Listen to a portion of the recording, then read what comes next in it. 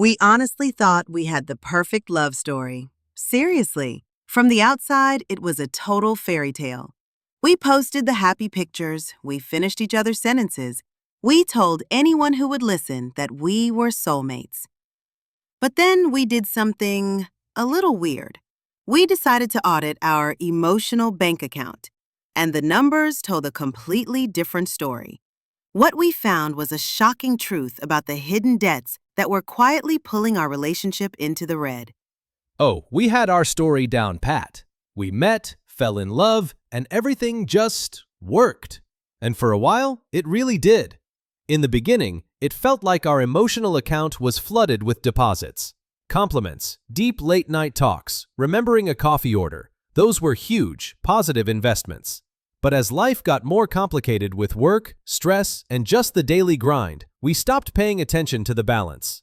We were still telling everyone the same amazing love story, but it started to feel fictional. A subtle, unspoken distance was growing between us. And it turns out we weren't alone. Researchers at the Gottman Institute discovered that most couples don't break up over big blow-ups about money or sex. They drift apart because of a failure to emotionally connect, often without even realizing it. That was us, 100%. We were arguing about nothing, which of course meant it was about everything. That's when we stumbled across this concept of the emotional bank account. I know, it sounds a bit clinical, but it's one of the most powerful tools for understanding a relationship. Think of it like a real bank account that exists between two people, but instead of money, it tracks trust and emotional connection. Every single interaction is either a deposit or a withdrawal. Positive interactions like acts of kindness, saying thank you, truly listening, or even just a simple hug are all deposits that build up your balance. Negative interactions, criticism, a sarcastic comment, breaking a promise, or ignoring your partner are withdrawals. When your account has a high positive balance, the relationship feels safe, connected, and resilient. But when it's overdrawn, you feel disconnected, lonely, and doubtful, even when you're sitting right next to each other. So, we did it. We sat down and audited our emotional transactions over a single week. And honestly, it was brutal. I always thought my grand gestures, like a fancy date night once a month, were these massive deposits that should cover everything else. But what the audit revealed were the dozens of tiny, unnoticed withdrawals I was making every day. Responding to my partner's story with a distracted while scrolling on my phone? Withdrawal. Forgetting to say thank you for a small act of kindness? Withdrawal. Being sarcastic when I was stressed? A huge withdrawal. We often think our actions are small and insignificant, but our partner might see them as a major sign of disrespect. That's when we learned about the 5-to-1 ratio from Dr. John Gottman's research.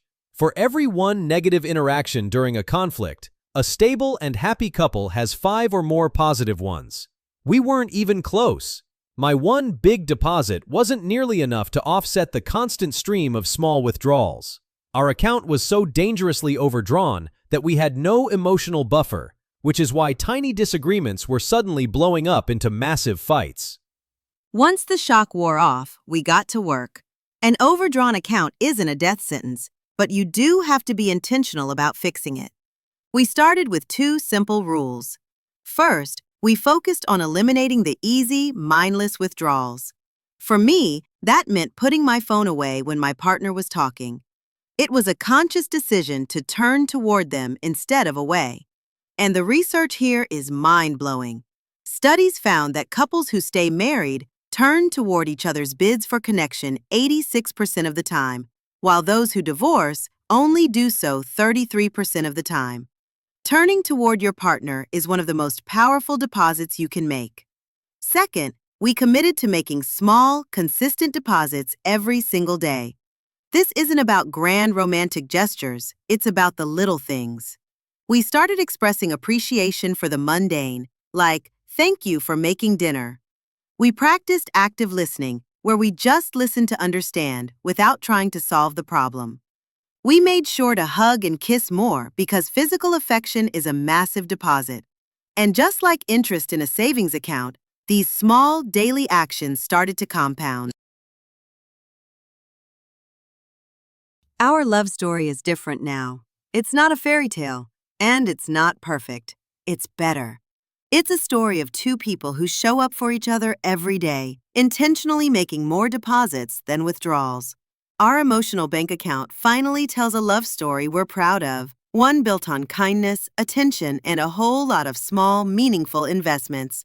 So, here's a challenge for you. Take a moment this week and do your own emotional audit.